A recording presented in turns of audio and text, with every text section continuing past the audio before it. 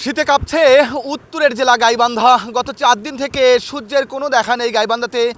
ঘন কুয়াশা এবং এই যে শীত, এই যে বাতাস, একটু করে বাতাস, যার কারণে কিন্তু একেবারে বিপাকে পড়েছে বিশেষ করে যারা শ্রমিক শ্রেণীর মানুষ, যারা বিশেষ করে রিক্সা চালক, ভ্যান চালক থেকে শুরু করে যারা শ্রমিক শ্রেণীর মানুষ, তারা কিন্তু ব্যাপক বিপাকে পড়েছে। শীত একেবারে ঘর থেকে বের হতে পারছে না। দর্শক, আপনাদেরকে জানিয়ে রাখি, গাইবান্ধার কিন্তু যে 7 উপজেলা, সেই 7 উপজেলার কিন্তু 3 উপজেলা অর্থাৎ ফুলছড়ি, সাঘাট এবং সুন্দরগঞ্জে কিন্তু ব্যাপক চর রয়েছে, নদী এলাকা। সেই নদী এলাকার মানুষগুলো কিন্তু ব্যাপক বিপাকে পড়েছে। আমরা কিন্তু কথা বলেছি সেই এলাকার মানুষের সঙ্গে। তারা যে সকালবেলা ঘর থেকে বের হয়ে যাবে, কাজে যাবে, সেখানেও কিন্তু আসলে ব্যাপক বিপাকে পড়তে হচ্ছে তাদের। কেউ কেউ হয়তোবা খড় কাটি জ্বালিয়ে আগুন লাগিয়ে তারা হয়তোবা শীত নিবারণের চেষ্টা করছে। তবে আমরা কিন্তু ইতিমধ্যেই দেখেছি প্রত্যেকটি উপজেলাতেই কিন্তু উপজেলা প্রশাসনের পক্ষ থেকে যে গরম কাপড় অর্থাৎ কম্বল, সেটি কিন্তু বিতরণ করা হয়েছে এবং বিভিন্ন বেসরকারি উদ্যোগেও কিন্তু বিভিন্ন ব্যক্তি পর্যায়েও থেকেও কিন্তু আসলে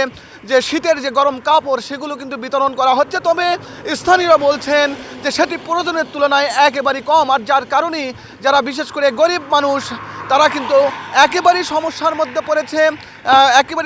মধ্যে পড়েছে। তো আমরা কিন্তু ইতিমধ্যেই দেখেছি যে গাইবান্ধার যে 7 উপজেলা, সেই 7 উপজেলাতেই কিন্তু এরকম গরম কাপড় অর্থাৎ ফুটপাতে যে কাপড়গুলো বিক্রি হয়, যারা নিম্ন আয়ের মানুষ, তারা কিন্তু সেই ফুটপাত থেকে কিন্তু কাপড় কিনে তাদের শীত নিবারণের চেষ্টাও কিন্তু তারা কিন্তু করছেন।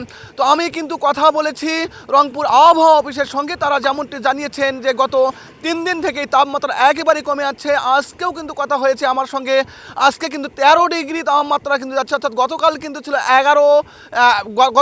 ছিল 11 ডিগ্রি তাপমাত্রা। আজকে কিন্তু একটু বেড়েছে, যদিও একটু বেড়েছে, কিন্তু শীতের মাত্রা কিন্তু একটুও কমেনি।